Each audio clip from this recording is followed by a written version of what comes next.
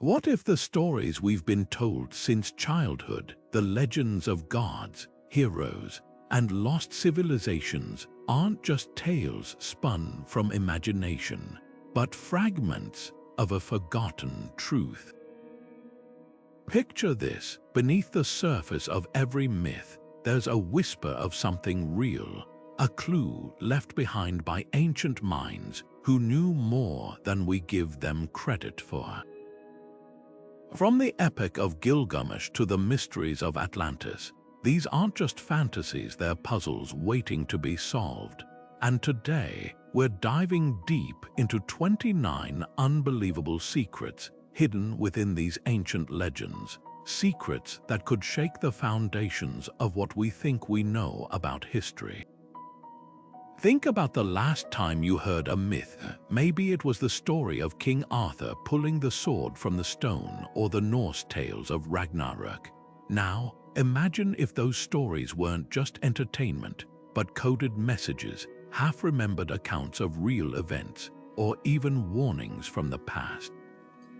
Archaeologists and historians are starting to uncover startling connections between these legends and actual discoveries, like the ruins of Troy, once thought to be pure fiction, or the similarities between flood myths across cultures that hint at a shared, catastrophic event. These aren't coincidences, they're breadcrumbs leading us back to truths that were buried, ignored, or deliberately suppressed. So why does this matter now? Because these ancient secrets don't just belong to the past, they shape our present. The symbols carved into temple walls, the rituals performed for centuries, the cryptic texts that scholars still argue over. They all hold pieces of a puzzle that could redefine human history. Were the builders of the pyramids privy to knowledge we've since lost? Did ancient cultures interact with beings or forces we can't yet explain? Over the course of this journey, we'll uncover 29 of these mind-bending revelations, from hidden maps to lost technologies, and explore how they challenge everything from textbooks to mainstream science. This isn't just a video, it's an excavation of the extraordinary, and by the end, you might never look at history the same way again. Plato's account of Atlantis isn't just a fantastical tale, it's a detailed, almost clinical description that has baffled scholars for centuries. He wrote of an advanced civilization, an island kingdom beyond the Pillars of Hercules, with concentric rings of water and land, thriving with wealth and technology before vanishing in a single day and night of catastrophe. What's striking isn't just the vividness of his story, but the fact that he presented it as history, not myth.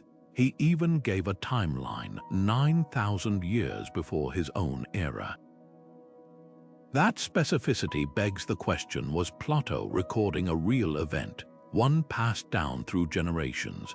One compelling theory points to the volcanic eruption that obliterated the Minoan civilization on Santorini around 1600 BCE. The island's layout, with its circular caldera, eerily matches Plato's description of Atlantis. Archaeologists have found evidence of a sophisticated society there, with multi-story buildings, intricate artwork, and even plumbing traits that align with Plato's account of an advanced culture. And just like Atlantis, Santorini's destruction was sudden and catastrophic, with tsunamis that may have reached as far as Crete. But here's the catch: the timeline doesn't quite fit. Plato's Atlantis fell millennia earlier. Could he have conflated multiple disasters, or was Santorini itself a later echo of an even older catastrophe? Then there's the Azores hypothesis. Satellite images and sonar mapping have revealed strange, geometric structures under the Atlantic Ocean near the Azores, submerged plateaus that some researchers argue could be remnants of a sunken landmass. Plato mentioned Atlantis was situated in the Atlantic, and these formations, though still debated, fuel speculation. Even more intriguing are ancient maps like the Piri Reis chart, which seem to depict landmasses in the Atlantic that shouldn't have been known to cartographers of the time. Were these based on older, lost knowledge of a forgotten civilization? But the most tantalizing thread is the global prevalence of flood myths. From the Mesopotamian epic of Gilgamesh to the biblical story of Noah, cultures worldwide share tales of a devastating deluge. Scientists have found evidence of massive flooding around 7,600 BCE, when melting glaciers caused sea levels to rise dramatically. Could Atlantis be another memory of this event, a story distorted by time but rooted in a real, cataclysmic truth? The pieces are there scattered across geology, archaeology, and legend. Whether Atlantis was a place, a metaphor, or a warning, its story refuses to fade, and that perhaps is the real secret. Some truths are too powerful to disappear. While Atlantis captures the imagination with its sunken grandeur, another mystery sits quietly on parchment, one that has resisted centuries of scrutiny. The Voynich Manuscript, a strange book from the 15th century, is filled with looping, alien script and illustrations of plants that don't exist, celestial diagrams that defy known astronomy, and naked women bathing in what looks like green liquid. No one has ever cracked its code, not medieval scholars, not World War II codebreakers, not even modern artificial intelligence. It's as if the book was designed to be understood by only one person, or perhaps by no one at all. Theories about its origins range from the plausible to the fantastical. Some argue it's an elaborate Renaissance hoax, crafted to deceive a wealthy patron with promises of hidden knowledge. After all, the era was rife with alchemists and mystics selling secrets. But if it's a fake, why spend such painstaking effort on hundreds of pages of gibberish? The illustrations are too precise, the script too consistent for mere trickery. Others believe it's written in a lost language, perhaps a constructed one, like an early attempt at a universal cipher. There are patterns in the text repetitions that suggest grammar, even if the meaning eludes us. Then there's the alchemical angle. The manuscript's bizarre imagery, strange herbal concoctions, zodiac symbols intertwined with biological diagrams hints at a deeper, esoteric purpose. Alchemists of the time often encoded their work to avoid persecution, and the Voynich could be a recipe book for something far more potent than gold. But the most tantalizing possibility, that it's a relic of a forgotten culture, a lone survivor of a knowledge system wiped from history, modern technology has only deepened the enigma. In 2017, a Canadian team claimed artificial intelligence had identified Hebrew as the likely language, but their translation produced fragmented, surreal phrases like, "She made recommendations to the priest," alongside plant names, hardly a Rosetta Stone moment. Even machine learning, which can decode DNA and predict weather patterns, stumbles against the Voynich's walls. So what if someone finally breaks it? Would it reveal forgotten medicine, advanced astronomy predating Galileo, or something far stranger? The manuscript's resistance to interpretation might be its greatest clue. Some knowledge isn't meant to be found. Or perhaps it's waiting for the right mind to finally listen. High in the arid plains of southern Peru, the Nazca Lines stretch across nearly 200 square miles of desert, enormous geoglyphs, so vast they can only be fully appreciated from the air. Etched into the earth over 2,000 years ago, these precise figures depict animals, plants, and geometric shapes, some stretching over 600 feet long. The sheer scale and precision of these designs have fueled one of archaeology's most enduring debates. How did a civilization without flight create artwork meant to be seen from above? And more provocatively, were these lines meant for human eyes at all? The ancient astronaut theory suggests the Nazca Lines served as landing strips or signals for extraterrestrial visitors. Proponents point to the geometric perfection of the designs, arguing that such precision would have been impossible without advanced aerial guidance. Some even claim the spider, monkey, and hummingbird figures resemble constellations, as if mapping the stars for celestial travelers, but mainstream archaeologists offer a far more grounded explanation. Recent studies reveal the Nazca people used simple tools and surveying techniques like ropes and stakes to create these colossal artworks. By scaling up small models, they could achieve remarkable accuracy without ever leaving the ground. What's often overlooked is the ritual significance of these lines. The Nazca culture viewed the desert as a sacred canvas, their creations likely tied to water worship or astronomical events. Researchers have discovered that many lines align with solstice sunrises or point to mountain springs critical in one of the driest places on Earth. Even more fascinating, walking the paths of these geoglyphs may have been a form of spiritual pilgrimage, a physical journey mirroring celestial patterns. Yet the mystery deepens when you consider other ancient artworks seemingly designed for an aerial view. From the sprawling horse figures of England's Uffington White Horse to Australia's Marri Man, cultures across the globe created earthworks invisible from ground level. Were these mere coincidences or evidence of a shared, forgotten understanding of the land's hidden dimensions? The Nazca Lines challenge us to rethink not just how ancient people saw their world, but who they might have been trying to reach. And if these desert drawings hint at something beyond human hands, what then of the next secret, a cryptic artifact buried for millennia that seems to defy the very laws of physics? Buried in the dusty archives of Baghdad's National Museum lies an artifact that shouldn't exist, a small clay jar, no larger than a fist, with a copper cylinder and iron rod inside. Found in the ruins of a 2,000-year-old Parthian village, this unassuming object, dubbed the Baghdad Battery, has sparked a debate that flips conventional history on its head. When filled with vinegar or grape juice, it produces a measurable electric current, not enough to power a light bulb, but enough to make us wonder, did ancient civilizations stumble upon electricity centuries before Benjamin Franklin's famous kite experiment?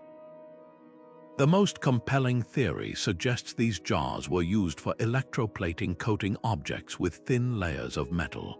Artisans in Mesopotamia were known for gilding intricate jewelry, and electroplating would explain the uniformity of gold layers found on artifacts from the era. In the 1970s, a German researcher replicated the Baghdad Battery and successfully plated a silver statuette with gold, proving the concept worked. But skeptics argue there's no direct evidence linking these jars to metalwork. No electroplated objects have been found alongside them, and no ancient texts mention such a process. So if not for gilding, what was their purpose? Another possibility ties the battery to medicine. Ancient Greek and Roman texts describe using electric fish to numb pain or treat ailments. Could the Baghdad Battery have been an early form of electrotherapy? Imagine a physician applying mild currents to soothe muscle pain or stimulate healing, a concept far ahead of its time. Yet without clearer documentation, this remains speculative. Then there's the spiritual angle. Some scholars propose the batteries were temple devices, used to create tiny sparks or tingling sensations during rituals. In a dimly lit shrine, even a faint electrical discharge could seem like divine power, awing worshippers into belief. It wouldn't be the first time ancient cultures harnessed natural phenomena to inspire reverence. Think of the Oracle of Delphi, where geological gases may have induced prophetic visions. The real shock isn't just that these batteries existed, but how their discovery forces us to reconsider ancient innovation. We often assume technological progress follows a straight line, but what if knowledge was gained, lost, and rediscovered multiple times across millennia? The Baghdad Battery is a humbling reminder that history's primitive societies might have been far more sophisticated than we imagine. And if they could harness electricity, what other secrets are still waiting to be unearthed? Among the corroded remnants of a 2,000-year-old shipwreck off the coast of Greece, divers recovered a lump of bronze that would rewrite history. The Antikythera Mechanism, no larger than a shoebox, is often called the world's first computer, and for good reason. Inside its intricate casing lies a system of over 30 interlocking bronze gears, precisely calibrated to predict celestial events with astonishing accuracy. This wasn't just a clock or a simple calendar. It could track the movements of the sun, moon, and 5 known planets, forecast eclipses decades in advance, and even account for irregularities in the moon's orbit. The level of engineering sophistication here is staggering, so much so that nothing comparable would appear again until the mechanical clocks of medieval Europe over 1,000 years later. What makes this device truly revolutionary is its understanding of cosmic patterns. The mechanism's creators didn't just observe the heavens, they decoded them. One gear, for instance, replicates the Metonic cycle, a 19-year period after which lunar phases repeat on the same calendar dates. Another calculates the Saros cycle, predicting eclipses by tracking the moon's subtle wobble. These weren't random discoveries, they required generations of precise astronomical observations, meticulously recorded and mathematically distilled into gear ratios.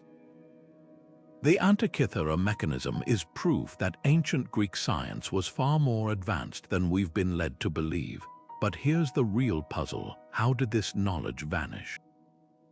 After the mechanism's era, similar devices appear only in vague historical references, like Cicero's mention of a bronze sphere built by Archimedes that modeled planetary motion.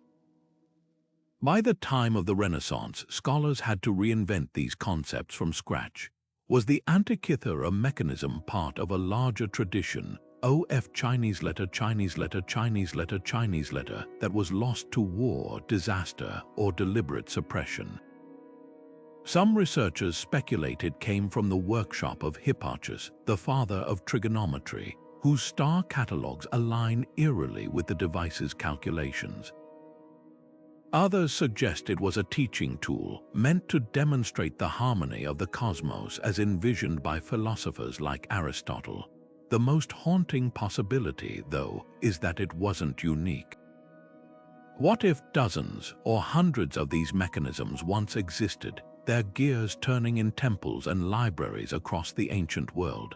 The shipwreck that yielded this one was a luxury vessel, likely carrying treasures from Rhodes to Rome.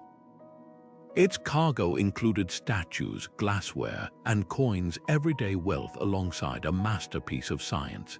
That implies the mechanism wasn't some singular marvel, but perhaps a rare yet understood technology of its time.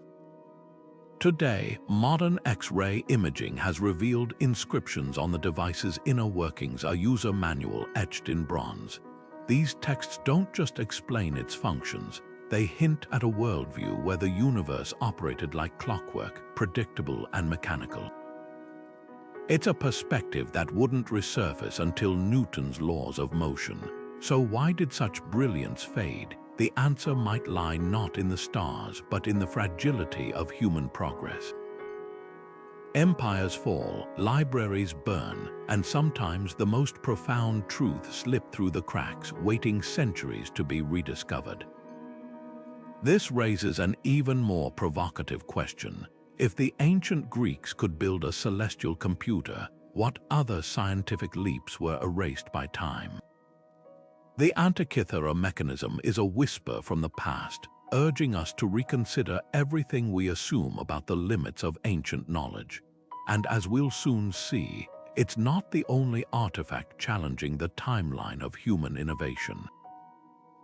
The Great Pyramid of Giza has stood for 4,500 years as a silent sentinel of the ancient world, its secrets locked beneath millions of limestone blocks. But in 2017, a team of scientists made a discovery that sent shockwaves through archaeology: hidden voids, large and unexplained, deep within Khufu's monument. Using cosmic ray imaging, a technique that tracks particles passing through stone, researchers detected a 30-meter chamber above the Grand Gallery, its purpose utterly unknown. This wasn't just an architectural quirk. The void's precise alignment and size suggest intentional design, sparking debates that echo through academic halls and fringe theories alike. One prevailing idea is that these spaces could be undiscovered burial chambers. While Khufu's sarcophagus rests in the king's chamber, no mummy has ever been found there. Could the pharaoh's true tomb remain hidden, shielded by engineering tricks meant to outwit tomb robbers? Ancient texts speak of labyrinths beneath the pyramids, and some archaeologists point to the pyramid's shifting passageways, narrow shafts that suddenly widen or dead end, as evidence of a deliberate maze. Even the so-called air shafts leading from the queen's chamber, long thought to be symbolic pathways for the pharaoh's soul, might serve a more practical function, ventilating secret rooms yet to be uncovered. Then there's the energy hypothesis. Modern experiments reveal the pyramid's shape concentrates electromagnetic waves in its inner chambers and base. Certain granite stones within the structure contain high levels of quartz, a mineral known to produce piezoelectric effects under pressure. Could the pyramid have been designed to harness or amplify energy, with these voids acting as resonant chambers? Proponents of this theory cite the Door of the Gods, a legend from indigenous Egyptian oral traditions describing a hidden portal within the pyramid that, when activated, could connect realms or transmit power. While mainstream Egyptology dismisses this as myth, the recent scans lend eerie credence to the idea that we've barely scratched the surface of the pyramid's original function. Sacred geometry adds another layer. The newly found void aligns perfectly with the pyramid's other chambers along its north-south axis, mirroring celestial patterns. The pyramid itself is a near-perfect representation of the golden ratio, its dimensions encoding mathematical constants with precision that defies coincidence. Some researchers argue these hidden spaces weren't meant for physical use at all, but as symbolic representations of the Duat, the Egyptian underworld, integrated into the structure's spiritual blueprint. Yet the most tantalizing question remains: what lies beyond the voids? Robotic probes sent into narrow shafts have encountered tiny doors with copper handles, still sealed after millennia. Infrared scans hint at metallic objects behind them. Are these ritual offerings, construction tools left behind, or something far more significant? The pyramid, often called the last surviving wonder of the ancient world, refuses to surrender its mysteries. Every new scan, every probe seems to deepen the enigma rather than solve it. And perhaps that's the point. Some secrets aren't meant to be found, only sought. When Howard Carter's team pried open Tutankhamun's tomb in 1922, the world was captivated not just by the treasures inside, but by the eerie string of misfortunes that followed. Within a decade, 11 people connected to the excavation had died under mysterious circumstances, sparking whispers of a pharaoh's vengeance. Newspapers dubbed it the Curse of the Pharaohs, painting it as supernatural retribution. But strip away the Hollywood dramatizations, and you're left with a far more intriguing question. Were these deaths mere coincidence, or did the ancients embed real dangers within their tombs to deter intruders? Take Lord Carnarvon, the expedition's financier, who succumbed to an infected mosquito bite months after entering the tomb. His death ignited the curse legend, especially when lights reportedly flickered across Cairo at the moment he died. Yet skeptics point out that Carter himself, the man who first breached the burial chamber, lived another 16 years, so why did some perish while others thrived? Science offers compelling alternatives. Modern analysis of sealed tombs reveals toxic molds like Aspergillus flavus, which can cause fatal respiratory infections when disturbed after millennia. Then there's the radiation theory. Some Egyptian burial sites contain uranium-laden stones or pigments with trace radioactivity, potentially explaining the cancers that claimed a few excavators. But perhaps the most fascinating angle is psychological warfare. Ancient Egyptians took tomb security seriously. Hieroglyphs near entrances often carried warnings like, "Death shall come on swift wings to those who disturb the king's peace." These weren't curses in the magical sense, but strategic deterrents playing on the superstitions of would-be robbers. Imagine a thief, already nervous in the dark, stumbling upon such an inscription. The power of suggestion alone could trigger panic, mistakes, or even self-fulfilling prophecies of doom. The truth may lie in a blend of factors. Natural hazards, combined with the stress of high-profile excavations and the era's limited medical knowledge, created a perfect storm of tragedy ripe for myth-making. Yet the persistence of the curse narrative speaks to something deeper: our collective awe of the ancient world's ability to unsettle us, even from beyond the grave. And if psychological manipulation was indeed at work, it raises another chilling possibility. What other warnings, disguised as myths, might still be waiting to be decoded? In the shadowy back rooms of 19th-century antique dealers, a series of eerie artifacts began surfacing: human skulls carved from flawless quartz crystal, their surfaces so polished they seemed to glow from within. Marketed as relics of lost Mesoamerican civilizations, these crystal skulls captivated collectors with their otherworldly beauty and whispered promises of ancient mysticism. But beneath their glittering facade lies a web of deception, controversy, and a lingering question. Could any of them be genuine? The most famous skulls, like the Mitchell-Hedges skull allegedly found in Belize in the 1920s, were paraded as masterpieces of pre-Columbian craftsmanship, their precision supposedly impossible without modern tools. Yet forensic analysis tells a different story. Microscopic examination reveals traces of rotary wheels and abrasives, technologies unavailable to the Aztecs or Maya.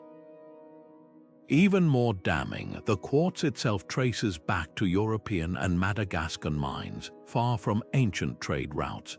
By the 2000s, institutions like the British Museum and Smithsonian had publicly declared their skulls as 19th-century fakes, likely crafted in Germany to feed a Victorian obsession with the exotic.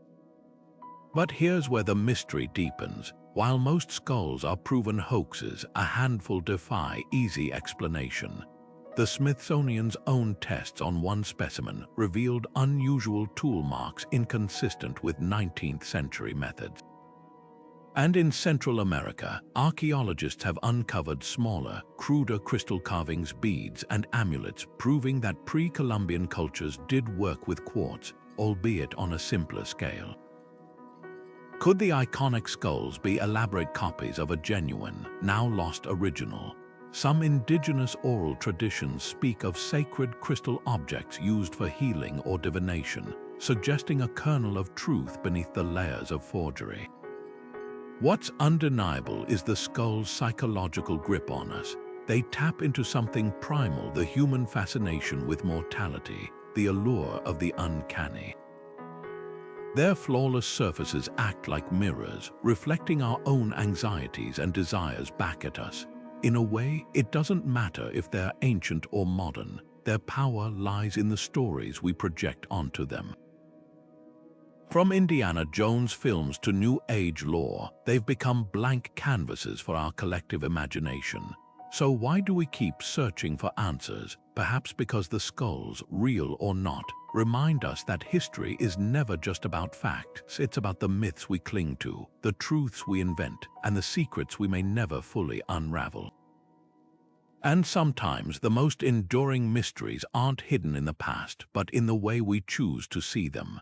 The legend of El Dorado, the fabled city of gold, has lured explorers to their deaths for centuries, but the truth behind the myth is far more fascinating than the fantasy. It begins with the Muisca people of Colombia, who practiced a breathtaking ritual at Lake Guatavita.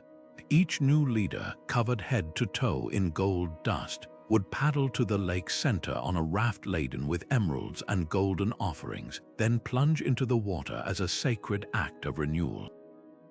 To the Muisca, gold wasn't wealth, it was a spiritual conduit, a way to honor the gods. But when Spanish conquistadors heard fragments of this story, they twisted it into something monstrous, a kingdom dripping with gold waiting to be plundered. In their frenzy, the Spanish drained Lake Guatavita, slashing through its rim in a crude attempt to reach the treasures below. They recovered a fraction of the offerings, but the lake's depths clung to its secrets. Modern archaeologists, however, have uncovered astonishing artifacts from nearby waters, exquisite golden figurines, ceremonial jewelry, and even a miniature raft depicting the El Dorado ritual itself. These finds confirm the Muisca's deep reverence for the sacred, a stark contrast to the Spanish obsession with material riches. The real El Dorado wasn't a place. It was a moment, a ritual, a people who understood gold's true value long before greed corrupted its meaning. What's haunting is how easily history bends under the weight of legend. The Muisca's spiritual act became a colonial fever dream, fueling expeditions that ravaged landscapes and cultures. Yet the irony is thick today. The most valuable relics aren't the gold the Spanish stole, but the stories they ignored. The votive offerings, many shaped like animals or deities, reveal a cosmology where every object held purpose, not just monetary worth, and the hunt isn't over. Somewhere beneath the silt of Colombia's highland lakes, more offerings may still lie untouched, silent witnesses to a ritual the world misunderstood. Perhaps that's the golden truth hidden in El Dorado's legend. Not all treasures are meant to be found, only remembered, which makes you wonder what other myths began as truths, waiting to be unearthed from layers of time and distortion. Off the fog-drenched coast of Nova Scotia lies a small, unassuming island that has swallowed fortunes and lives for over 200 years, Oak Island. At its heart, a sinkhole dubbed the Money Pit has taunted treasure hunters with cryptic clues and catastrophic failures. The story begins in 1795, when local teens stumbled upon a depression in the ground, its earth oddly settled as if hiding something below. Digging down, they hit wooden platforms every 10 feet, marks of human labor far beneath the surface. By 90 feet, they uncovered a stone slab inscribed with mysterious symbols, later translated to read, 40 feet below, 2 million pounds lie buried. Then disaster struck. Saltwater flooded the shaft overnight, collapsing their progress. This wasn't just bad luck. Someone had engineered an elaborate defense system, a network of flood tunnels connecting to the ocean, designed to drown intruders. Theories about what lies at the bottom read like a history of human obsession. Some believe it's Captain Kidd's pirate horde, sunk beyond reach as punishment for greed. Others argue it's the lost treasure of the Knights Templar, smuggled from Europe during their persecution. There's even a wild claim that Shakespeare's original manuscripts are entombed there, hidden by secretive Elizabethan loyalists. The evidence, flecks of gold in drill samples, strands of centuries-old coconut fiber, proof of exotic materials, and most bizarrely, a scrap of parchment pulled from the depths in the 1860s, bearing a single inked letter. Modern expeditions have thrown technology at the mystery, from sonar scans to carbon dating. In 2016, metal detection revealed a massive iron anomaly at the bottom of the pit, perhaps a vault or another cruel decoy. But the island guards its secrets jealously. Excavators face collapsing tunnels, equipment failures, and eerie coincidences. 6 men have died chasing the dream, fueling whispers of a curse rivaling Tutankhamun's. So is the money pit a medieval time capsule or history's most sadistic practical joke? The flood tunnels suggest deliberate protection, but of what? And why go to such lengths unless the prize was staggering? Perhaps the real treasure isn't gold, but the riddle itself, a mirror reflecting our endless hunger for the undiscovered. After all, the greatest mysteries aren't those buried in the ground, but the ones we carry within us. Long before Flight 19 vanished into the Bermuda Triangle's murky legend, ancient sailors whispered of a far older terror, the Phoenicians' dreaded Sea of Monsters. These Bronze Age mariners, master navigators of the Mediterranean, told of a western ocean where ships vanished without wreckage, where compasses spun wildly and strange lights flickered beneath the waves.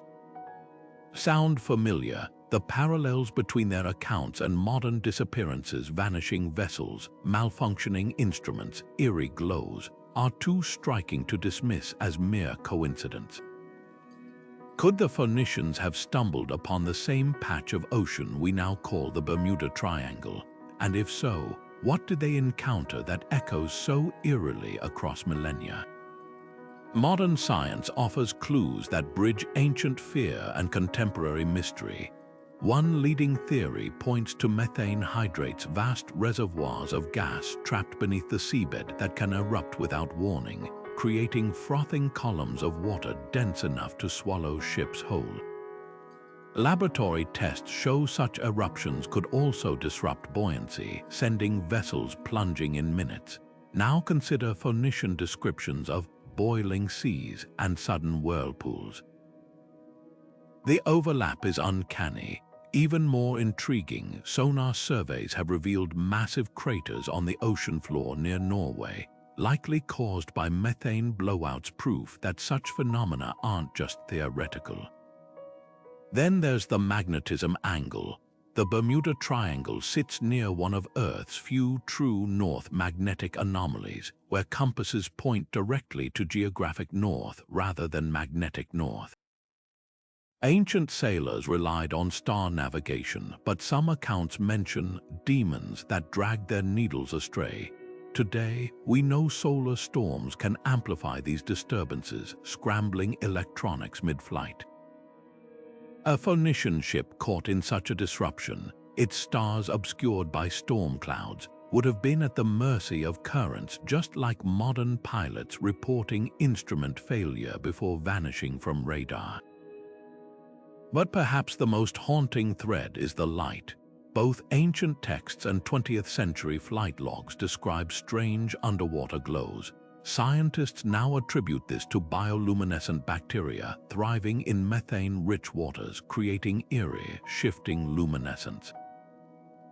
To a Phoenician crew, this might have looked like the eyes of mythical beasts rising from the depths. So were the ancients right all along, not about monsters, but about a patch of ocean where nature conspires in ways that defy intuition. The real secret of the Bermuda Triangle might be this: some places on Earth hold dangers science is only beginning to name, dangers our ancestors sensed long before they could explain them. And that raises an unsettling question: what other ancient warnings have we dismissed as myth, only to rediscover too late? In 1513, Ottoman Admiral Piri Reis crafted a map so astonishingly accurate that it defies everything we know about Renaissance geography. His depiction of Antarctica's coastline, drawn 300 years before the continent was officially discovered, shows land masses free of ice, matching modern subglacial surveys with eerie precision. But here's the catch: Antarctica's coasts have been buried under miles of ice for at least 6,000 years. So how did a 16th century cartographer, working with the limited tools of his time, chart a continent no human eye could have seen? The map's own annotations offer a tantalizing clue. Reis wrote that he pieced it together from older sources, including charts dating back to Alexander the Great's era. Some of these, he claimed, were drawn by infidels, likely referencing pre-Islamic civilizations with forgotten maritime knowledge. Scholars have long debated whether these lost maps could have preserved ancient seafaring records, perhaps from Phoenician or Minoan explorers who circumnavigated the globe millennia earlier. Even more intriguing, Reis's map includes detailed renderings of the Amazon and Andes, regions Europeans hadn't yet fully explored. The precision suggests access to information far beyond the era's known voyages. Mainstream historians argue that Reis might have relied on speculative geography or distorted accounts from earlier explorers. After all, medieval maps often filled blank spaces with mythical lands or educated guesses. But the Antarctica problem remains. Modern sonar mapping reveals that Reis's outlines align with the actual landmass beneath the ice, something no Renaissance scholar could have guessed. The only plausible explanation: his sources must have originated in a time when Antarctica's coasts were last visible, hinting at a pre-glacial civilization advanced enough to chart the planet. The Piri Reis map isn't alone in this enigma. The Orontius Phineus map of 1531 also depicts Antarctica with shocking accuracy, including mountain ranges now confirmed by radar. Then there's the Zeno map, which seemingly charts Greenland's coastline without its ice cap, another geological impossibility for the 14th century. These aren't isolated mistakes, they form a pattern of impossible cartography, where medieval and Renaissance maps preserve fragments of knowledge that shouldn't have existed in their time. So who were the original map makers? Could they have been survivors of a lost maritime culture, like Atlantis, or a hypothetical seafaring society from the last interglacial period? Or did early explorers inherit fragments of an even older tradition, passed down through generations of navigators? The Piri Reis map forces us to confront a radical idea, that human history is far deeper and far more mysterious than our textbooks dare to admit. And if one map can rewrite the timeline of exploration, what other secrets might lie hidden in the archives, waiting to be rediscovered? On the most remote inhabited island on Earth, the towering Moai statues of Easter Island stand as silent witnesses to one of history's most perplexing mysteries. These massive stone figures, some weighing over 80 tons, were carved centuries ago from volcanic rock, then transported miles across rugged terrain to their coastal perches. But how? For generations, Western scholars insisted the islanders must have used ropes, sledges, and sheer manpower until oral traditions offered a far more astonishing explanation: the statues walked. Local Rapa Nui legends speak of the Moai moving with the guidance of a spiritual leader who pulled them with supernatural energy. To outsiders, this sounded like pure myth until experimental archaeologists put the theory to the test. In 2012, a team led by researchers Terry Hunt and Carl Lipo demonstrated that just 18 people, using 3 sturdy ropes, could walk a 10-ton replica statue by rocking it side to side in a controlled shuffle. The method matched the island's folklore perfectly, proving that what sounded like magic was actually sophisticated engineering. The statues didn't literally walk, but the rhythmic motion made their transport possible with minimal labor and resources. Yet the Moai's movement is only half the story. Easter Island's true tragedy lies in its ecological collapse, a cautionary tale of resource depletion. Pollen studies reveal the island was once lush with palm forests, but as the Rapa Nui people cut trees to transport and erect their statues, the ecosystem crumbled. Soil erosion, crop failures, and deforestation led to societal collapse, or so the traditional narrative goes, but newer research complicates this picture. Some archaeologists argue the islanders adapted ingeniously, shifting to rock gardens for agriculture when soil quality declined. The Moai, rather than symbols of reckless hubris, may have been part of a complex social system to manage scarce resources, their creation fostering unity in hard times. What drove this obsession with carving and moving such colossal figures? The answer might lie in the island's isolation. With no outside trade or escape, the Rapa Nui people turned inward, investing their identity in these stone giants. Each Moai represented a deified ancestor, believed to watch over the living.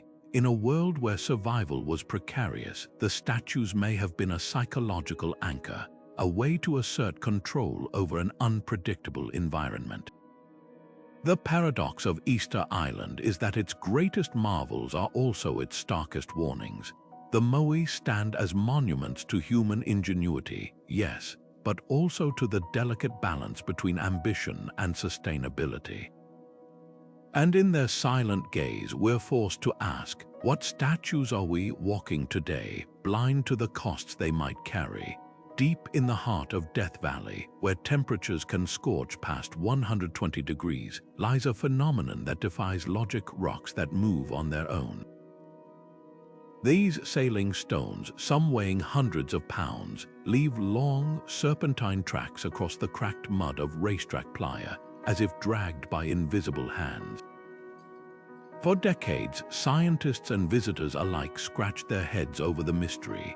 How could rocks slide across a flat desert floor without human or animal intervention? The answer, when it finally came, was as elegant as it was surprising. Time-lapse footage captured in 2013 revealed the secret: thin sheets of ice. On rare winter nights, just enough rain and snowmelt pool on the playa to freeze into delicate panes.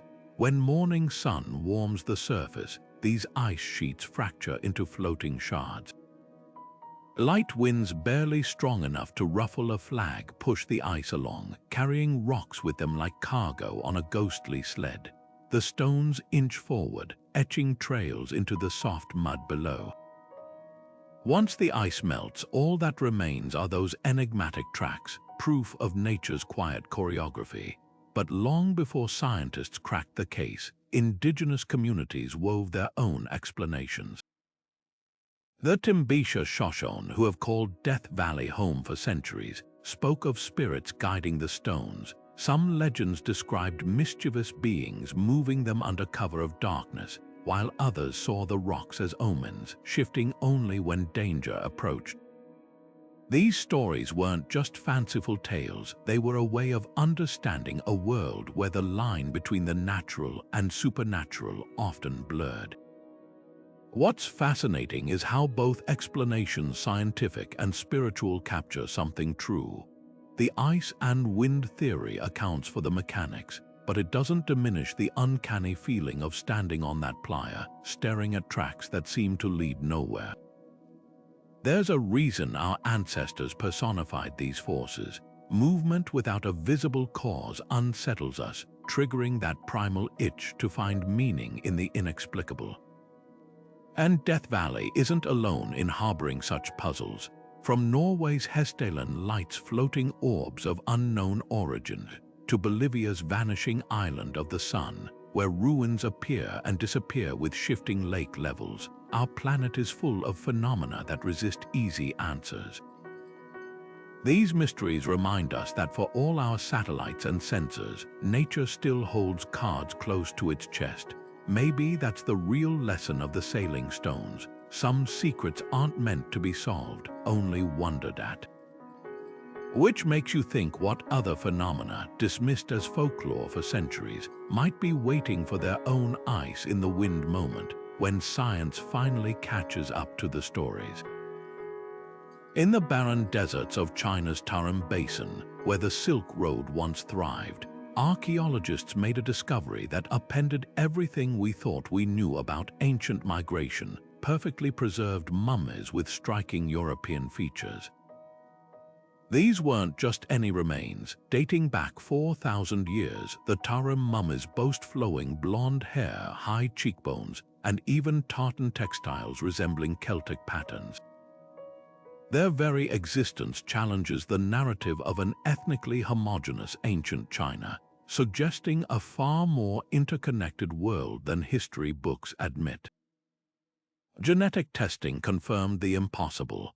These individuals shared DNA with Bronze Age herders from the Black Sea region, thousands of miles to the west.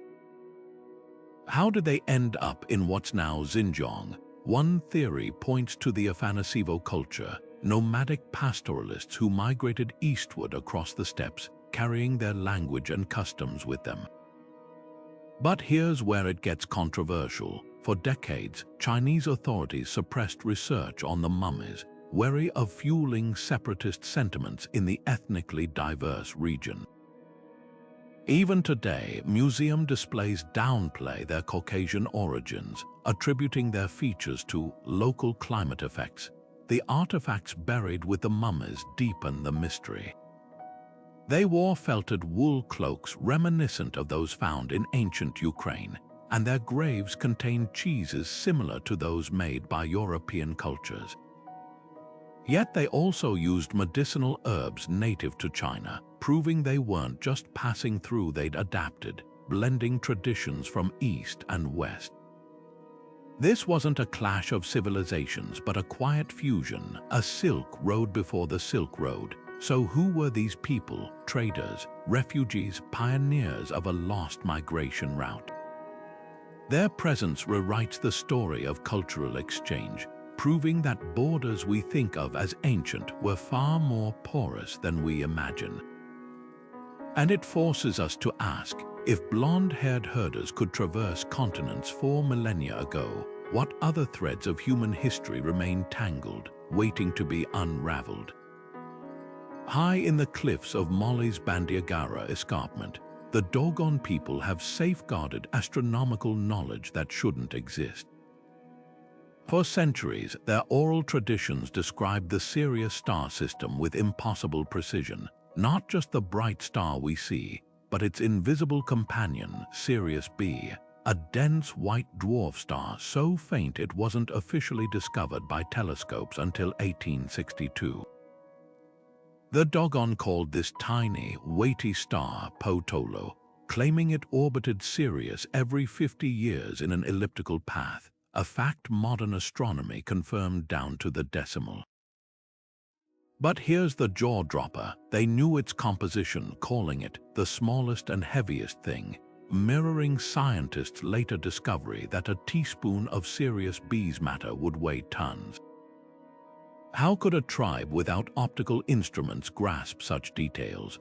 One controversial theory suggests ancestral contact with visitors who shared cosmic secrets.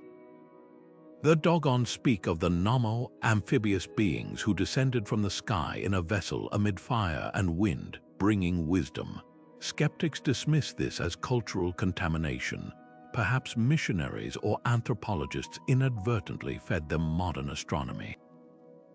Yet French ethnographer Marcel Grioul recorded these Sirius traditions in the 1930s, decades before Sirius B's orbit was common knowledge outside academic circles. Even more baffling, Dogon cosmology includes Saturn's rings and Jupiter's moons, celestial features equally invisible to the naked eye. The plot thickens when you trace these threads globally.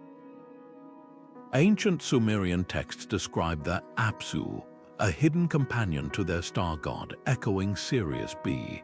Meanwhile, Polynesian navigators spoke of a dark star guiding voyages, its behavior suspiciously like a binary system. These scattered fragments hint at a pattern, cultures separated by oceans and millennia, alluding to advanced astronomy long before the scientific revolution. Could the Dogon's knowledge be a remnant of a lost scientific tradition? Or is the real mystery our own reluctance to accept that ancient peoples, might have developed or inherited sophisticated ways of understanding the cosmos. Their star lore forces us to confront an uncomfortable truth. Some secrets of the universe might have been uncovered, forgotten, and rediscovered multiple times across human history. And if that's possible, what else might still be hiding in plain sight, whispered in stories we've yet to take seriously? Beneath the cobbled streets of Moscow, a secret older than the Kremlin itself may lie waiting, the lost library of Ivan the Terrible. Legend speaks of a vast trove of ancient Byzantine manuscripts smuggled out of Constantinople before its fall in 1453 and hidden away by the Russian Tsar.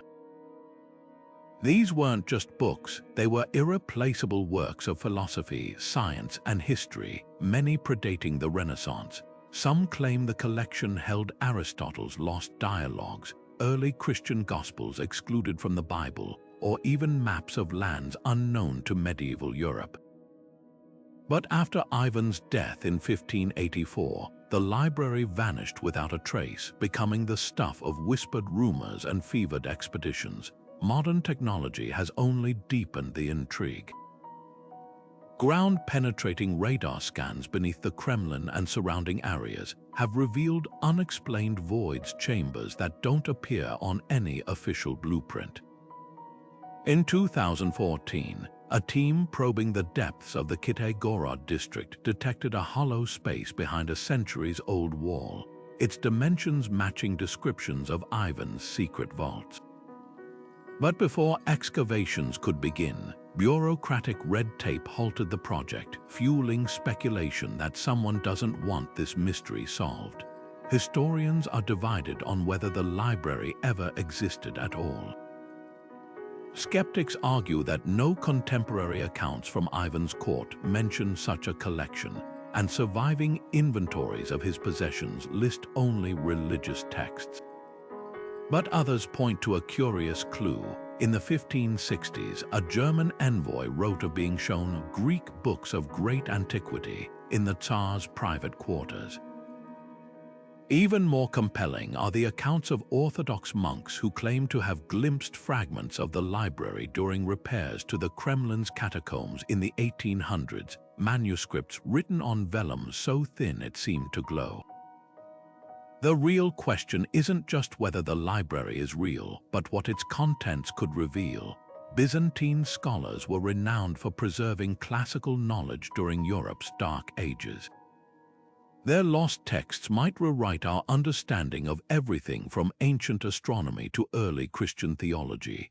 Imagine uncovering a first-hand account of the Library of Alexandria's destruction, or a forgotten treatise by Archimedes that predates calculus by a millennium. Yet the greatest secret might be why Ivan hid it so thoroughly. Some whisper the collection contained heretical knowledge, alchemical formulas, prophecies, or political secrets dangerous enough to bury. Others believe the library was never meant to be found, its very existence a safeguard against forgetting. Whatever the truth, the hunt continues, driven by the tantalizing possibility that somewhere beneath Moscow's bustling streets, the past is waiting to speak. And if those pages ever see daylight, they could rewrite history itself.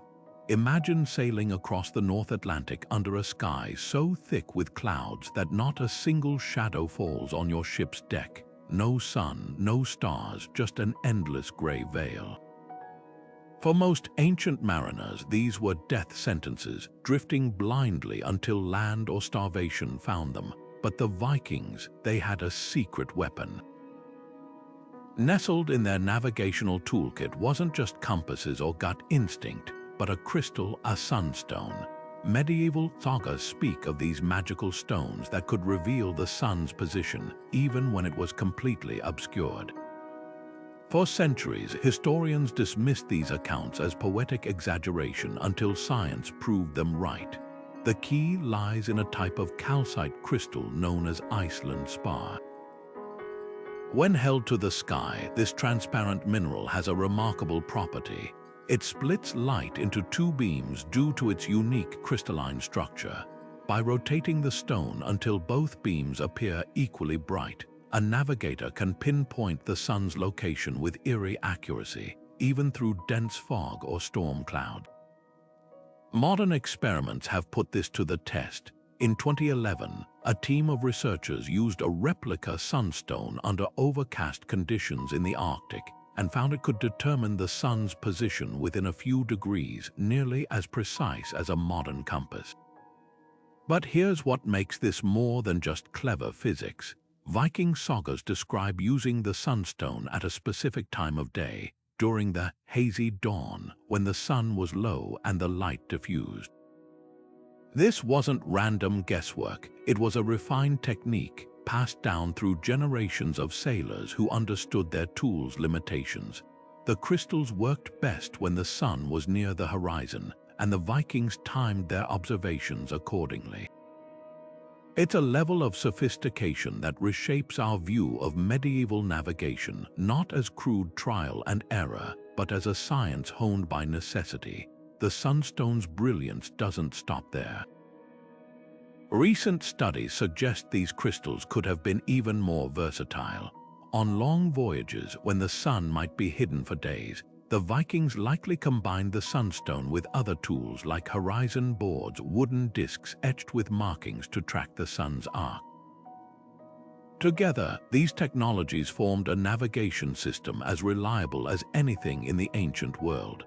And while no intact sunstones have been found in Viking shipwrecks, a chunk of Iceland spar was discovered aboard a 16th-century English vessel sunk off the Channel Islands, proof that the technique outlived the Norse era. What's haunting is how close this knowledge came to being lost. Without the sagas, we might never have guessed that a simple crystal held such power. It forces us to wonder how many other ancient technologies equally ingenious, equally forgotten are buried in the margins of history. The Vikings didn't just conquer storms, they conquered the limits of human perception, turning geology into guidance. And in doing so, they left behind a lesson far more valuable than any treasure. Sometimes the greatest secrets aren't hidden in the earth, but in the light itself. For centuries, the Hanging Gardens of Babylon have been celebrated as one of the 7 wonders of the ancient world, a lush paradise of terraced greenery rising above the desert, built by King Nebuchadnezzar to soothe his homesick queen. But what if this iconic wonder wasn't in Babylon at all? Recent scholarship points to a startling possibility. The gardens may have flourished not in modern-day Iraq, but 300 miles to the north in the Assyrian capital of Nineveh. The case hinges on a glaring absence. Despite Babylon's well-documented ruins, archaeologists have found no trace of the gardens, no irrigation systems, no terraces, not even a single reference in the city's extensive records. Meanwhile, Assyrian texts from Nineveh boast of an engineering marvel, King Sennacherib's palace without rival, complete with an elaborate network of canals, aqueducts, and towering gardens irrigated by an advanced system of screw pumps and water-raising wheels. One inscription even describes a wonder for all peoples, with aromatic trees cascading down the palace walls, a dead ringer for the legendary Hanging Gardens.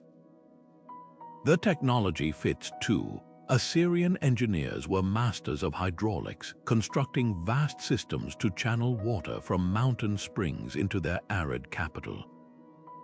Archaeologists have uncovered remnants of Sennacherib's aqueduct at Jerwan, a stone channel stretching 30 miles to bring fresh water to Nineveh's gardens. This wasn't just landscaping, it was a display of imperial power, proving the king could bend nature itself to his will. So why the mix-up? Blame the vagaries of history. When Greek historians like Strabo and Diodorus wrote about the gardens centuries later, they relied on second-hand accounts from soldiers and travelers who may have conflated Assyria's grandeur with Babylon's fame. By their time, Nineveh had been sacked and forgotten, while Babylon's name still echoed across the ancient world.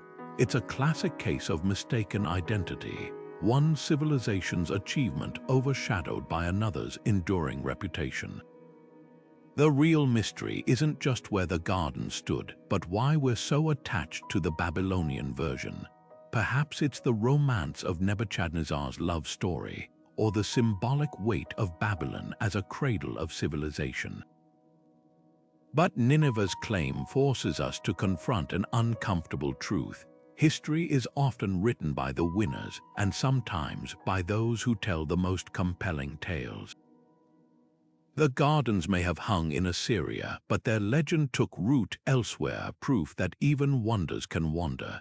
Beneath the quiet farmlands of Zhejiang province in China, an underground marvel lies hidden, the Longyu Caves, a sprawling network of hand-carved chambers so vast and precise they defy logic.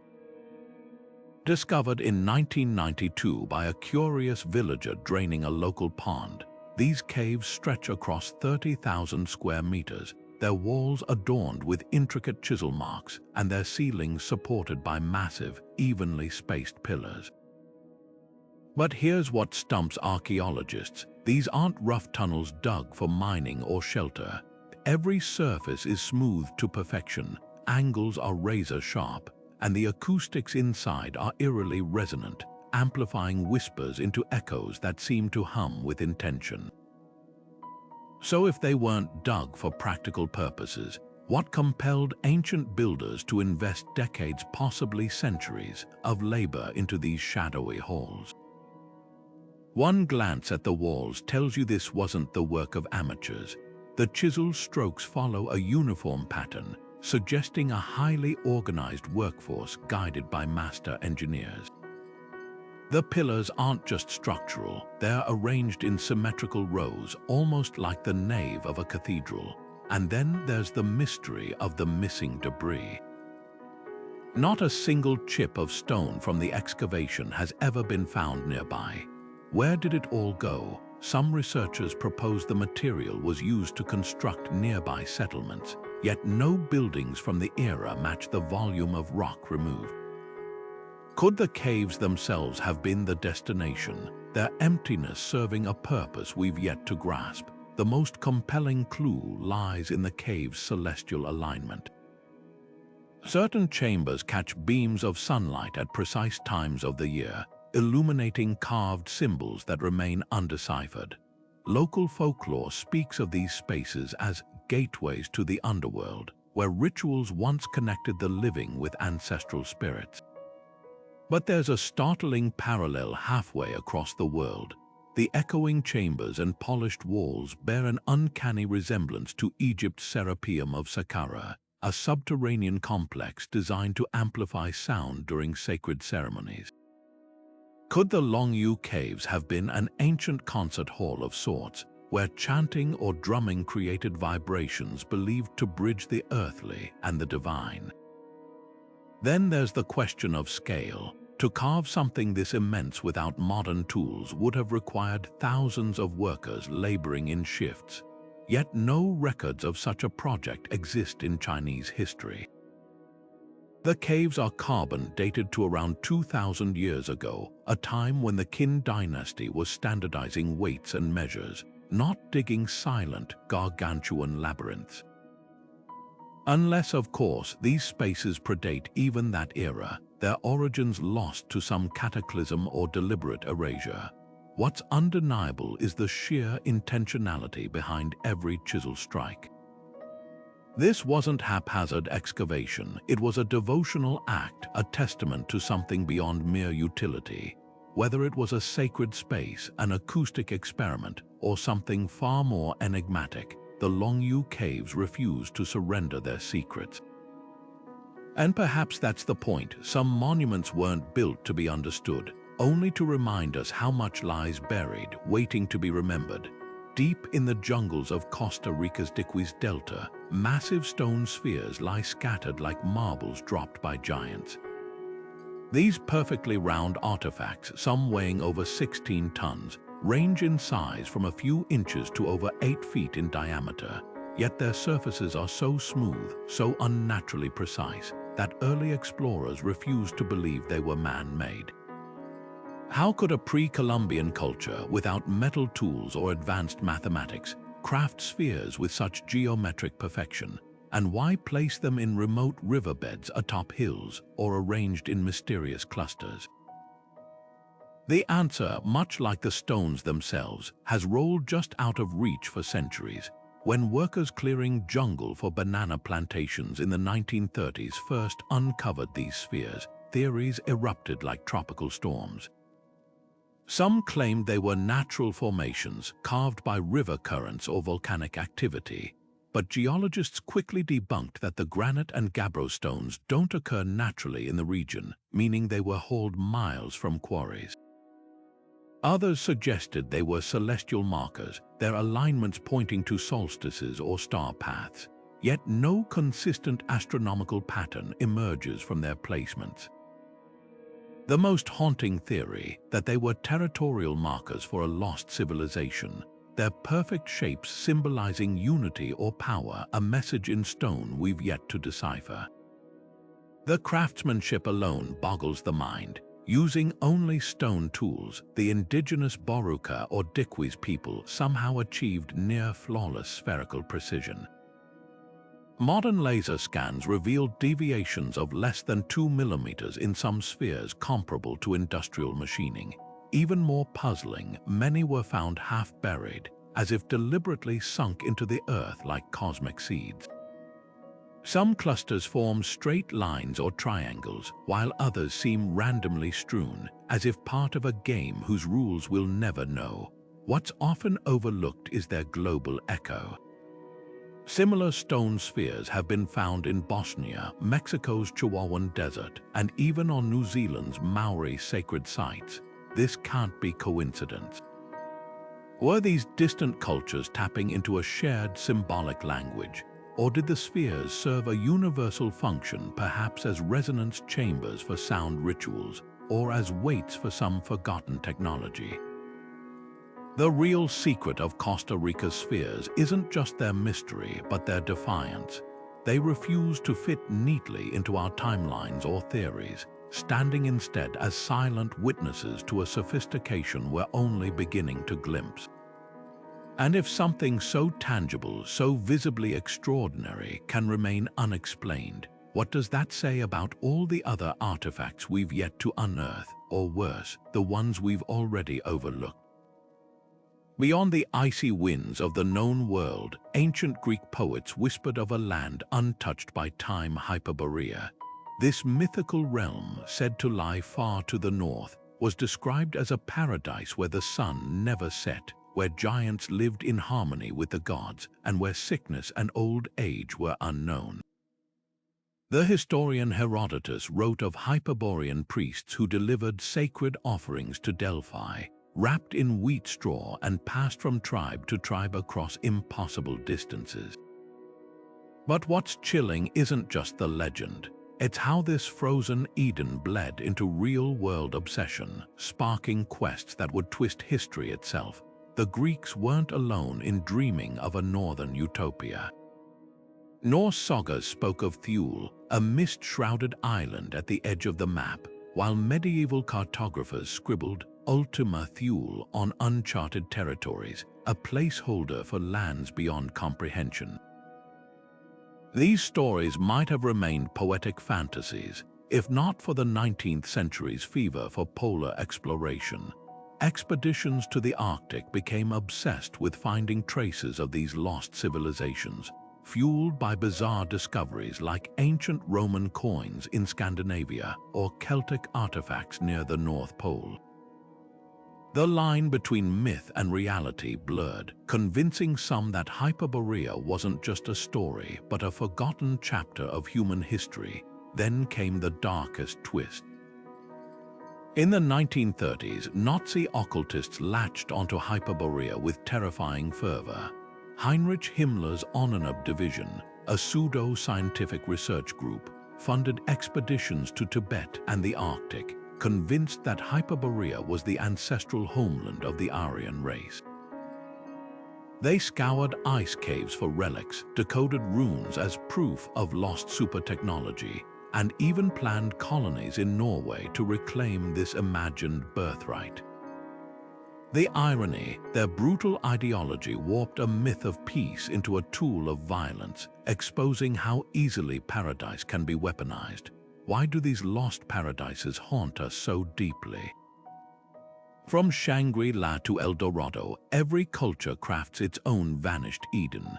Psychologists suggest it's a mirror for our anxieties, a longing for purity in a flawed world, or a subconscious rehearsal for societal collapse. Archaeologists point to real events, the Younger Dryas period's climate shifts, which may have erased advanced coastal societies, leaving only echoes in oral tradition. But perhaps the most poignant truth is this: Hyperborea endures not because it was real, but because we need it to be. In a world of borders and strife, the idea of a land where no one grows old or hungry isn't just fantasy, it's hope frozen in time, waiting for us to find it again. And if these legends teach us anything, it's that the most dangerous quests aren't for gold or glory, but for the places we've convinced ourselves must exist. Because sometimes the search for paradise leads us straight into the abyss. In the dry caves of Qumran, where the Dead Sea Scrolls were discovered in 1947, one of the greatest archaeological finds of all time came with a haunting question: were some of the most explosive texts withheld from the public? Among the thousands of parchment fragments preserving ancient biblical texts, community rules, and astronomical calendars, whispers persist of scrolls that vanished into vaults before scholars could fully study them. Rumors swirl around passages describing the Nephilim, the biblical giants said to be the offspring of sons of God and human women. Some researchers claim these texts contained far more detailed accounts of these towering beings, even suggesting they possessed knowledge or technology that defied the era's understanding. But if such scrolls existed, where are they now? The Vatican's archives loom large in this mystery. For centuries, the Church has maintained one of the most extensive and inaccessible collections of ancient manuscripts in the world. While the Vatican Library has gradually digitized portions of its holdings, critics argue that certain texts, particularly those challenging traditional narratives, remain under lock and key. Jesuit scholars like Father Jose O'Callaghan have hinted at unpublished material from the Dead Sea Scrolls that could reshape biblical scholarship, but access is tightly controlled. Even the infamous Copper Scroll, which lists hidden treasures from the Second Temple, has sparked theories that its true contents were downplayed, perhaps because it pointed to artifacts or locations that conflicted with established histories. Then there's the Enigma of the Book of Giants, a fragmentary text found among the scrolls that describes the Nephilim in startling detail. According to these passages, these beings were not just physically imposing but intellectually advanced, teaching humans forbidden arts like astrology and weaponry. Parallels emerge in other ancient cultures, from the Sumerian tales of the Anunnaki to the Hindu stories of the god like Asuras, suggesting a shared memory of something extraordinary. Yet the most complete versions of the Book of Giants survive only in later Manichaean texts, leading scholars to wonder, were the original Qumran versions suppressed, or did they disintegrate before they could be studied? Modern technology offers tantalizing possibilities. Multispectral imaging, which can recover text from seemingly blank parchment, has revived faded scripts in other ancient documents. Applied to the Dead Sea Scrolls, it might reveal obscured or erased passages, but even this raises ethical dilemmas. Who decides what gets studied and what remains hidden? The very act of concealing knowledge, whether for protection or control, forces us to confront an uncomfortable truth: history isn't just written by the winners, it's often curated by them. What if the missing scrolls hold more than just alternate religious views? Could they contain lost sciences, forgotten histories, or even maps to undiscovered sites? The Dead Sea Scrolls have already rewritten our understanding of early Judaism and Christianity. The real question isn't just what's missing, but who benefits from its absence. And in that silence, the past whispers louder than ever. Standing guard before the pyramids, the Great Sphinx of Giza wears its age in the weather marks etched across its limestone body, but those very scars may rewrite history itself. While mainstream Egyptology dates the iconic statue to around 4,500 years ago, matching Pharaoh Khafre's reign, a group of geologists and rogue archaeologists argue the erosion patterns tell a radically different story. The Sphinx's deep, vertical weathering grooves, they claim, weren't carved by wind and sand, but by thousands of years of heavy rain that hasn't drenched Egypt's deserts since at least 5,000 BC, long before dynastic Egypt existed. If true, this would make the Sphinx not just older than the pyramids it guards, but a relic of a lost civilization that vanished into the sands of prehistory. The controversy hinges on geology versus tradition. Geologist Robert Schoch, who first proposed the water erosion theory in the 1990s, points out that wind erosion creates horizontal, undulating patterns, while the Sphinx's body bears distinct vertical channels, precisely the kind left by prolonged exposure to precipitation. Climatic data supports this. The last time Egypt experienced such consistent, heavy rains was during the Neolithic subpluvial, a wet period ending around 3500 BCE. That would place the Sphinx's origins somewhere between 7,000 and 9,000 years ago, a time when, according to textbooks, the region was home only to hunter-gatherers. But here's where the plot thickens. If the Sphinx predates dynastic Egypt by millennia, who built it? Some researchers point to the mysterious Nabta Playa, a prehistoric site in southern Egypt featuring an ancient stone circle and cattle burials dating back to 6500 BC. These people had the organizational skills to align stones with celestial events. Could they also have carved a colossus? Others speculate about even older cultures, perhaps survivors of the Younger Dryas cataclysm 12,000 years ago, who passed down advanced knowledge to later civilizations. The problem: no tools, settlements, or writings from such a society have been found near Giza. Egyptologists counter that the erosion could stem from groundwater or occasional flash floods, not necessarily millennia of rain.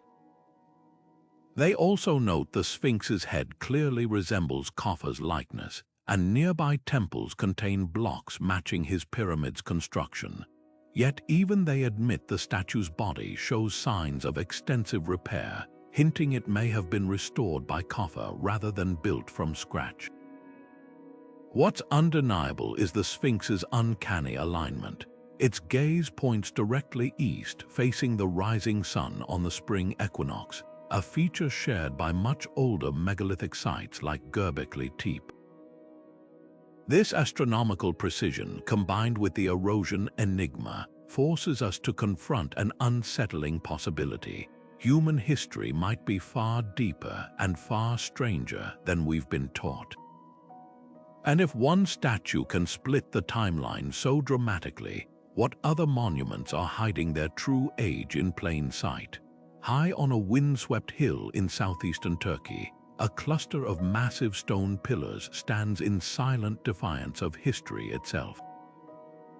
Göbekli Tepe, built roughly 12,000 years ago, isn't just old, it's an anomaly.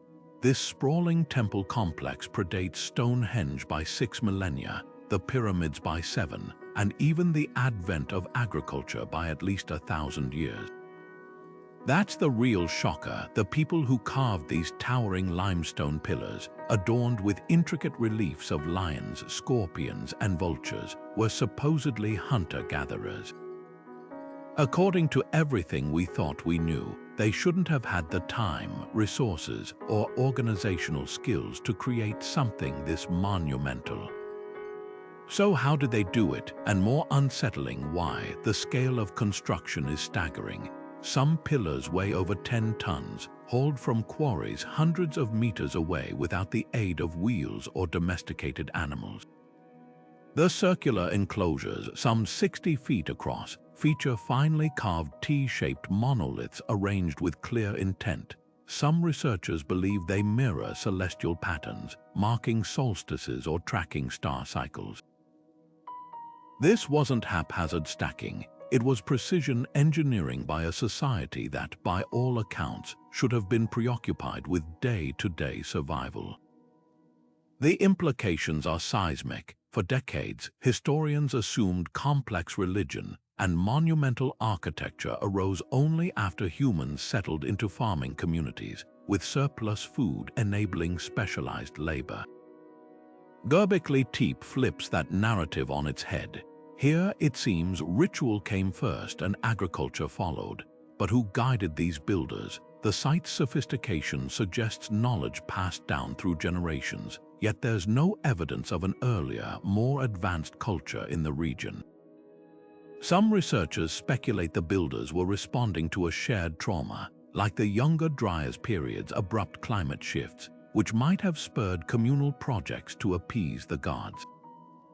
Others point to the carvings themselves, the predatory animals, the headless human figures, the surreal composite creatures. These aren't just decorations, they're a symbolic language, possibly a warning or a record of celestial events. One pillar, dubbed the Vulture Stone, shows a swarm of birds alongside a scorpion and a disc-like object in the sky. Could this depict a comet strike or some other cataclysm? The most haunting question isn't about technique, but motivation. Why invest centuries of labor into a site that was deliberately buried around 8200 BC, filled in with thousands of tons of rubble as if to hide it from the future? Some argue this was a ritual act, a way to retire sacred ground. Others wonder if the burial preserved the site intentionally, like a time capsule for a later age. Either way, Göbekli Tepe forces us to reconsider the origins of civilization itself. Maybe hunter-gatherers weren't just primitive nomads, but keen observers of the cosmos, capable of uniting across clans to build the impossible. And if they could do that, what else might they have known or remembered that we've since forgotten? The stones don't speak, but their silence is louder than any answer. In the ancient Sanskrit epics of India, amid verses praising gods and kings, lie startlingly precise descriptions of flying machines, Vimanas, that defy the technological timeline we've come to accept.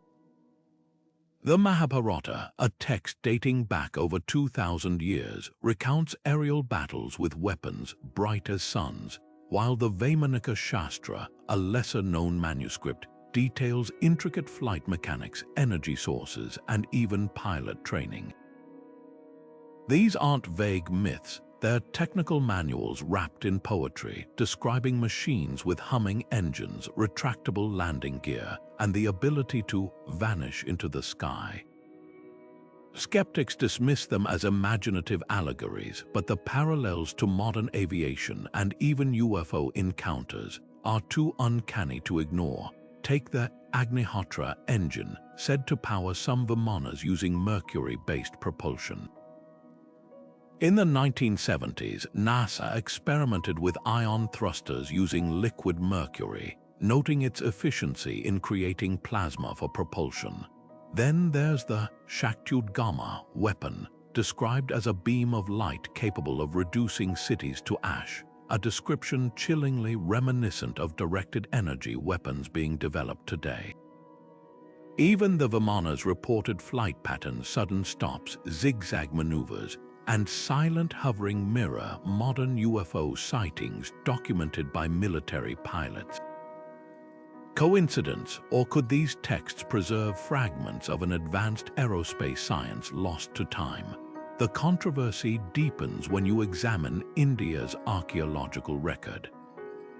The temple carvings at Ellora and Shravanablagola depict scenes that, when viewed through a modern lens, look eerily like spacecraft with exhaust plumes and cockpit domes.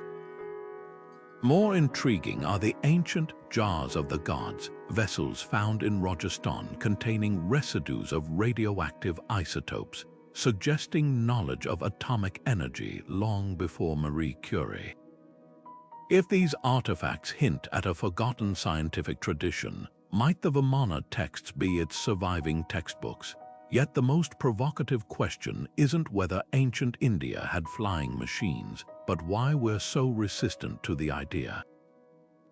History often assumes technological progress moves in a straight line, but what if it's cyclical advanced knowledge rising, collapsing, and being rediscovered?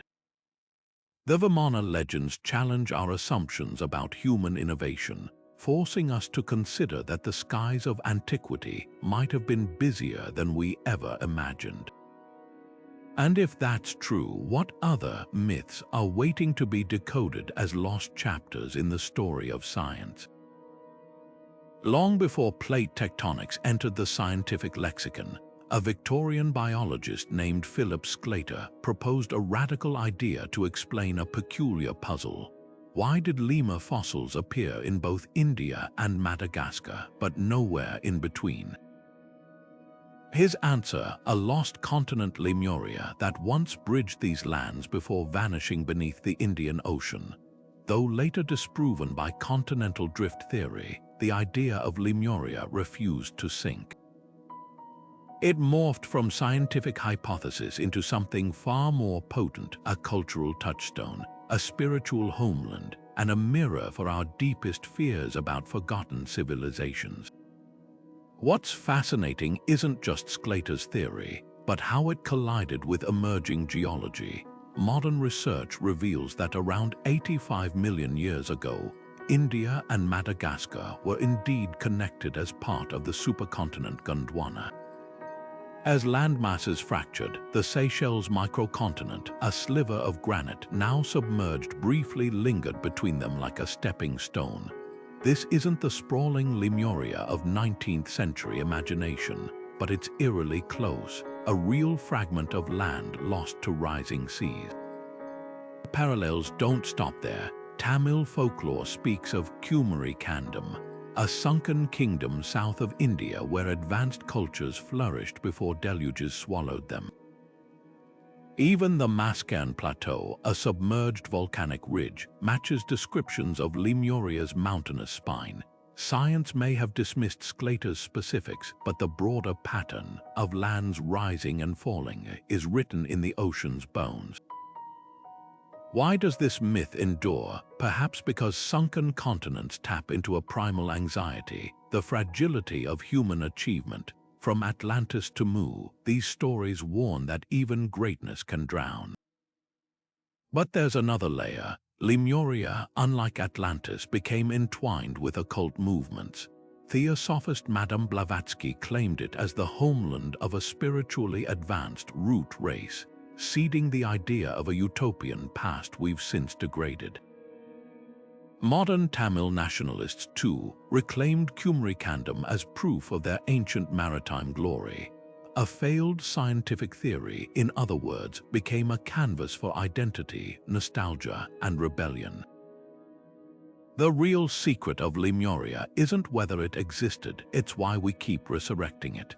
In an age of climate change and rising sea levels, the idea of civilizations lost to water feels less like fantasy and more like premonition. These myths endure not because they're true, but because they're testing grounds for the stories we'll need when our own coasts begin to disappear. And that may be the most unsettling thought of all. Sometimes the future looks a lot like the legends we've already told. The idea that our planet might be hollow with vast uncharted realms hidden beneath our feet is one of history's most enduring and bizarre obsessions. It sounds like pure fantasy, yet this theory has gripped everyone from Nazi scientists to decorated military explorers, fueling expeditions, secret missions, and even geopolitical intrigue. One of the most infamous chapters in this saga begins with Admiral Richard Byrd, the American aviator who claimed to have flown over the North Pole in 1926. But it's his later Antarctic expeditions that sparked wild speculation. In his personal diary, Byrd described encountering lush, ice-free valleys and even hinted at a mysterious inner world beyond the polar ice, entries that conspiracy theorists seized upon as proof of a hidden civilization beneath the Earth's crust. The Nazis took this idea even further. Heinrich Himmler's Ononab division, the same group that hunted for Hyperborea, became obsessed with the hollow Earth concept. They dispatched teams to Iceland and Greenland, searching for entrances to Agartha, a legendary subterranean kingdom said to be ruled by an advanced race of superhumans. Some accounts suggest they even tested radar technology aimed at detecting openings in the Arctic ice, a desperate bid to locate what they believed was a hidden realm of power. These expeditions weren't just fringe science. They were backed by high-ranking officials who saw the hollow Earth as both a strategic stronghold and a source of esoteric energy. But where did these ideas originate? The roots trace back to ancient myths like Shambhala, the Buddhist paradise said to lie hidden within the earth, accessible only to the enlightened.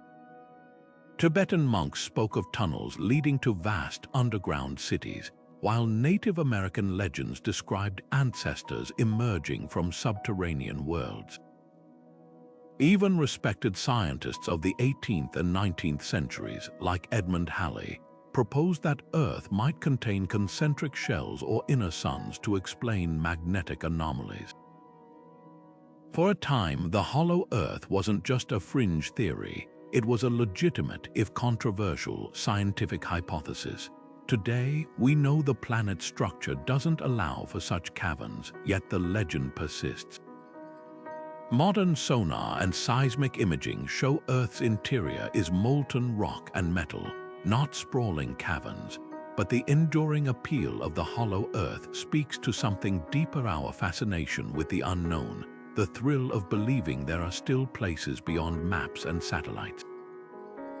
It's the same impulse that drives us to explore deep oceans or distant planets, the unshakable hope that somewhere, just out of reach, lies a world stranger than we've ever imagined. And that brings us to our final revelation, one that ties all these secrets together in a way you won't see coming. The golden chest said to hold the tablets of the 10 Commandments isn't just a relic, it's history's most electrifying mystery. For centuries, the Ark of the Covenant's disappearance has fueled wild speculation, from Hollywood fantasies to classified military investigations. But one claim stands out for its persistence: that this sacred object didn't vanish at all. It's said to rest in a chapel in Axum, Ethiopia, guarded by monks who swear it's the genuine article. According to the Kebra Nagast, Ethiopia's ancient epic, the Ark was smuggled from Jerusalem by Menelik, the son of King Solomon and the Queen of Sheba, and taken to Africa for safekeeping. The story goes that a replica remained in Jerusalem, allowing the original to slip away unnoticed. Today, the chapel's guardians, a single monk chosen for life, never leave its side, and not even Ethiopia's emperor was permitted to see it. The Templars add another layer to this enigma. Medieval chronicles suggest the Knights Templar may have uncovered the Ark, or at least its secrets, during their excavations beneath Solomon's temple. Some historians argue their sudden wealth and influence stemmed not from trade, but from harnessing an ancient technology hidden within the Ark itself. Legends describe the chest emitting lethal energies, striking down those who touched it without divine sanction. Could this be mere metaphor, or is there a kernel of scientific truth? Modern experiments with high-voltage capacitors and resonant frequencies show that a gold-plated wooden box, built to precise biblical dimensions, could theoretically accumulate and discharge electricity under the right conditions. The Ark's description as a weapon leveling walls, striking down armies reads less like miracle and more like a misunderstood piece of tech. What's never adequately explained is why such an object would inspire such universal awe and fear. The Bible recounts over 50 instances where the Ark's presence alone altered events, from parting rivers to inducing plagues. Even the Nazis, as revealed in declassified OSS files, launched expeditions to locate it, believing its power could tip the war's outcome. This wasn't just spiritual reverence, it was the behavior of people convinced the Ark held tangible, devastating force. So where does that leave us? Whether resting in Axum, hidden in Templar tunnels, or lost to time, the Ark's legend endures because it challenges our assumptions about the past. Its story forces us to ask, were the miracles of antiquity something more? And if so, what does that mean for the next great discovery still waiting in the shadows? The answer might rewrite not just history, but the nature of power itself. From the sunken ruins of Atlantis to the celestial wisdom encoded in Dogon star lore, these 29 secrets reveal something fundamental about us, not just as historians or explorers, but as human beings. We are creatures of curiosity, forever drawn to the edges of the map, the gaps in the timeline, the whispers between the lines of official history. What makes these legends endure isn't just their mystery, it's the tantalizing possibility that they're not entirely fiction. Time and again, we've watched myths become reality. Troy's walls unearthed from Homer's epic, the Antikythera Mechanism proving ancient engineers rivaled our ingenuity, the Nazca Lines revealing rituals we're only beginning to comprehend. These aren't just stories, they're fragments of a puzzle scattered across millennia, waiting for us to piece them together. Consider the pattern. Flood myths spanning continents hint at shared trauma from rising seas. Solar alignments in monuments from Giza to Göbekli Tepe suggest lost astronomical knowledge. Artifacts like the Baghdad Battery or the Voynich Manuscript tease technologies or languages just beyond our grasp. Even the wildest tales, whether Hyperborea's frozen paradise or the Ark of the Covenant's lethal power, often echo real phenomena, climate shifts, electrical discharge, or ancient chemical warfare. The lesson, dismissing legend as mere fantasy, risks ignoring the very clues that could rewrite our past. But here's the most exciting part. We're living in an era of unprecedented discovery. Ground-penetrating radar uncovers hidden chambers beneath pyramids. DNA analysis traces forgotten migrations in a drop of ancient blood. AI deciphers texts deemed unreadable for centuries. Every year, another piece of the puzzle clicks into place, proving that history is far stranger, richer, and more interconnected than we've been taught. The next breakthrough could come from a desert dig, a re-examined manuscript, or even a viewer like you connecting dots others have overlooked. So stay curious. Question the official narrative. Look for the patterns hidden in plain sight, because the greatest secret of all might be this: the past isn't finished speaking. And when it does, will we be listening? Now it's your turn. Which of these 29 revelations left you awestruck? Was it the eerie precision of the Piri Reis map, the haunting echoes of the Longu caves, or something else entirely? Drop your thoughts below, and if you're hungry for more enigmas, dive into our other deep dives on history's most captivating puzzles. The next mystery is just a click away.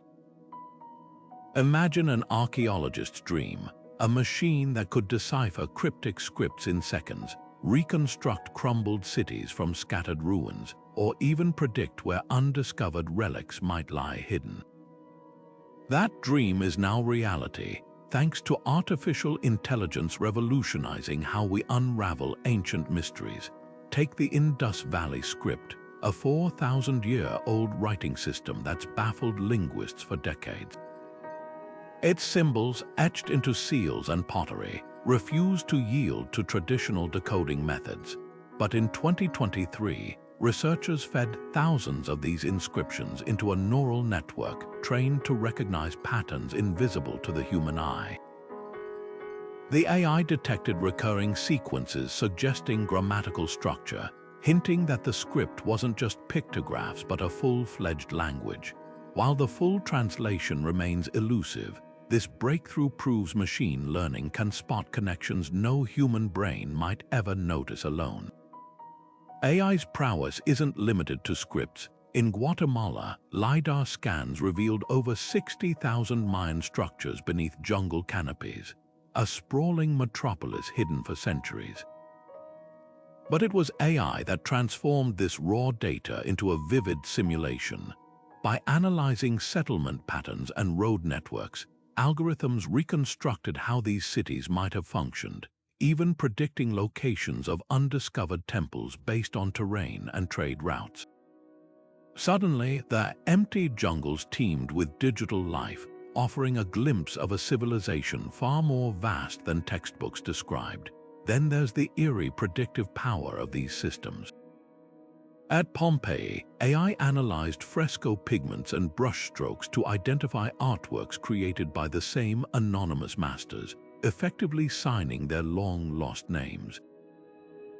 In Egypt, machine learning cross-referenced tomb layouts with historical records to pinpoint Queen Nefertiti's likely burial site, a hypothesis now guiding real-world excavations. These aren't just tools, they're time machines bridging gaps in our knowledge with uncanny precision. But the most thrilling frontier, generative AI's ability to simulate what-if scenarios. Researchers now input fragmented descriptions of lost wonders, like Babylon's hanging gardens, into systems that generate 3D models based on architectural styles of the era. The results aren't definitive answers but provocations. Could those gardens have used spiral aqueducts like Nineveh's? Might their terraces have mirrored ziggurat designs?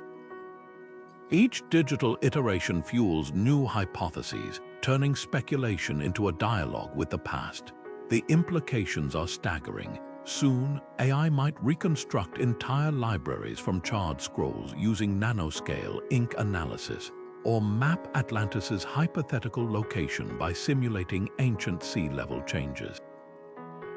These technologies don't replace human curiosity, they amplify it, offering lenses to see history anew. And that's just the beginning. In future episodes, we'll dive deeper into how algorithms are decoding Viking rune stones, predicting the locations of unexcavated Roman forts, and even unraveling the cosmic alignments of megalithic sites. The past isn't static anymore. It's a puzzle being solved in real time, one algorithm at a time, and you're here to witness